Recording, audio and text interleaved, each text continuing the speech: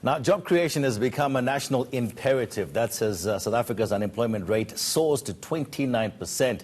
But how is this to be actually done? One expert says the answer lies in employment rather than employer or employee-friendly labor laws. Thabang Rapuleng is the Employment Practice Director at Cliff Decker Hoffmeyer, and he joins me now. Thabang, good morning. Good to have you with us. Good morning, Tony. Thanks for having me. Now, just referring to a recent interview you conducted, you say that the country's current labor model is inadequate to address joblessness. Just explain that to us. Yes, Tony, I think we need to accept that what we have been doing up to this point is not yielding the desired result. One has to look at the latest jobless numbers, 29%, the highest in 11 years. It surely points that the internal policies that we've been doing that we've been implementing are not yielding that result. And one calls for, I think the situation calls for now a review of how we've been looking at it, and even a review of the labor market, the regulations that we currently have within the labor market. One will need to review them. Obviously, government alone cannot be seen to be reviewing the labor legislation.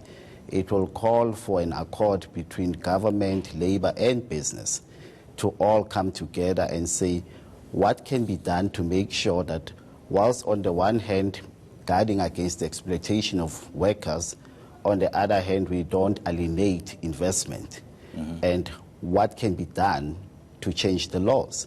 One has to accept that we've got one of the best employment legislation in the world, actually. But the question is, do we need to be the best, taking into account our current situation? Okay. So when you look at the labor itself, we've got very, very strong unions in the country.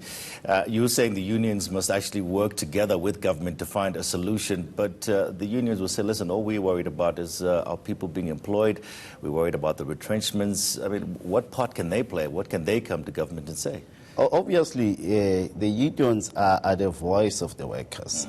No changes can ever be effective without them at least buying into those changes. But at the same time, we need to accept that the unions, as much as they're not the voice of the unemployed, because they represent those who are employed, the decisions that they take within the employment sphere has an impact on the accessibility to the market for the unemployed. Obviously, the higher the threshold to enter the workplace, the more difficult it becomes for employers to employ. So it does have a direct impact on the unemployed. So it's something that the unions will also need to concede on, to say, what do we want to do? Do we want to simply maintain the current rate, which we are actually failing because the economy is shedding jobs as we speak, or do we want to make sure that more and more people can join the employment sector? We see a lot of labor-related actions in terms of the unions out in the streets. We look at the issues with your Sibanye mines and so forth. If I'm an investor and I'm sitting outside and I'm seeing so much of this instability in terms of the labor force, why would I want to come here? And also another question that goes with that, is our labor force too expensive?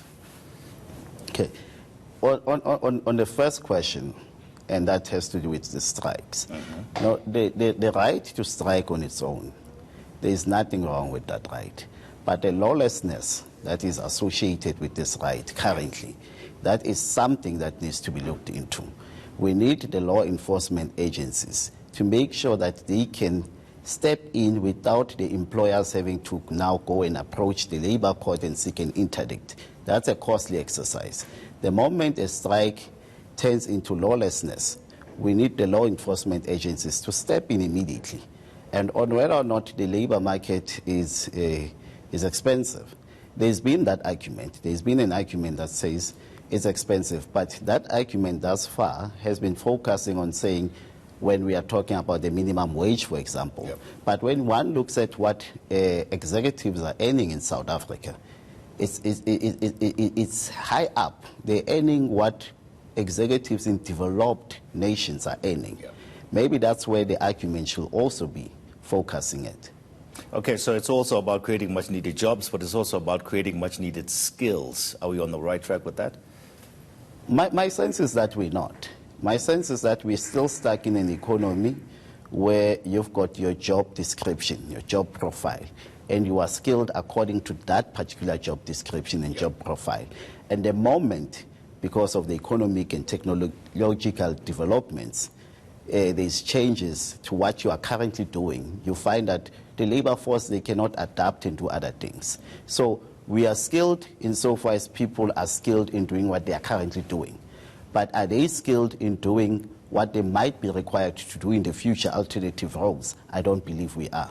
Okay, and I suppose there's also the question of upskilling when it comes to the companies. Can they afford to do so? But that's where we have to leave it. Thank you so much, Tabang. Thank you, Tony.